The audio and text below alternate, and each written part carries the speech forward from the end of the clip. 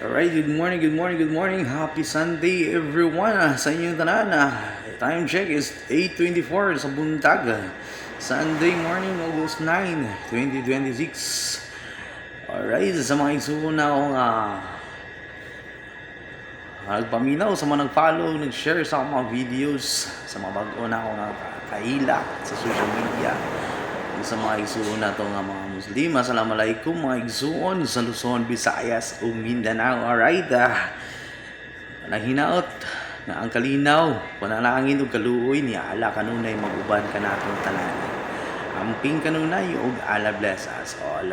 Alright, bago na itong magkasugdan niya ito ang thoughts for today. Shout out ko sa inyo mga followers and supporters na ako nga grabe ka mga overwhelming yung mag-comment, no? Paliw ko comment sa inyo ang sunod niya topic na title, no?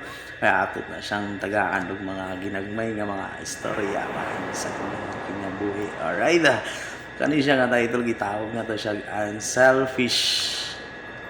Grabe ka maayo nga tao, daghan kayo mo dani sa alibutan nga naapa nagpabili na amping na kanunay diyan, no?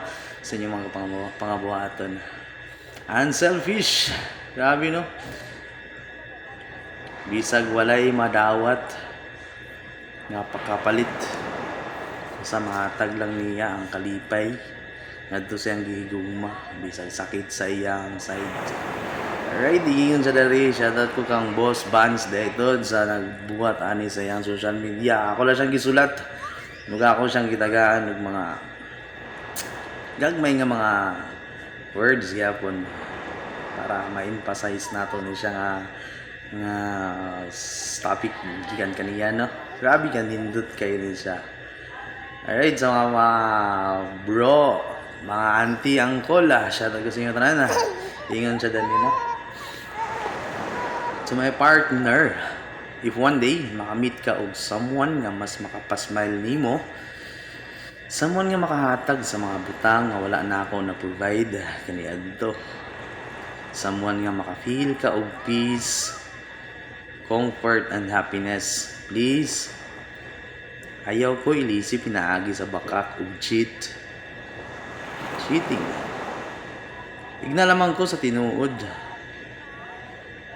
Or just to be honest with me, kay if tinuod man gani nadili na ako ang gusto sa imong heart ug kasing-kasing, then I'd rather lose you through honest than stay while you slowly love someone else behind my back. Grabe ka unselfish ba?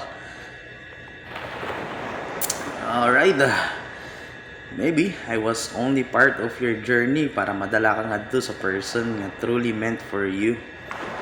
Aray ko, if that day comes, I won't hate you for choosing your happiness. Oo, sakit man, siguro. Pero kaya ra.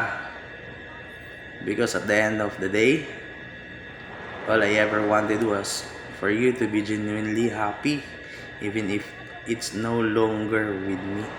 Aray ko, grabe ka, unselfish move. Grabe. Salute kay ko sa imo, sir, ma'am. Ani ka. Kamaayo nga tao para sa kalipay sa imong gigugma.